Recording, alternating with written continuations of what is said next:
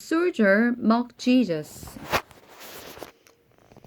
The soldier took him into their headquarters and called out the entire battalion. They dressed him in a purple robes and made a crown of long, sharp thorns and put it on his head. Then they saluted, yelling, "Hail, King of the Jews!" And they beat him on the head with a stick and spit on him, and dropped to their knees in the mock worship. When they were finally tried of mocking him, they took off the purple robes and put him on clothes on him again. Then they led him away to be crucified. The crucifixion. A man named Simon, who was from Sinalin, was coming in from the country just then, and they forced him to carry Jesus' cross. Simon and the father of the Alexander and Rufus, and they brought Jesus to a place called Golgotha, which means "girl here." They offered him wine, drugged him with myrrh, but he refused it. Then they nailed him to the cross.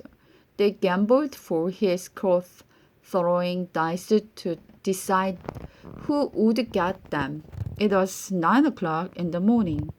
When the crucifixion took place, a signboard was fastened to the cross above Jesus' head, announcing the charge against him.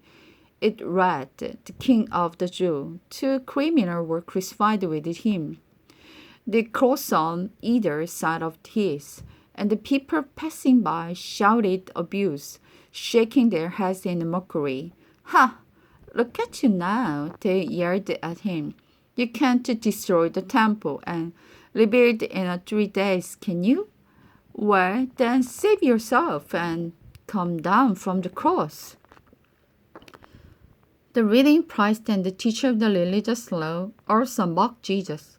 He saved others. They scoff, but he can't save himself. "Let him, Messiah, this King of Israel, come down from the cross so we can see it and believe it." Even the 2 criminals who were being crucified with Jesus ridiculed him. The death of Jesus. At noon, darkness fell across the whole land until the 3 o'clock.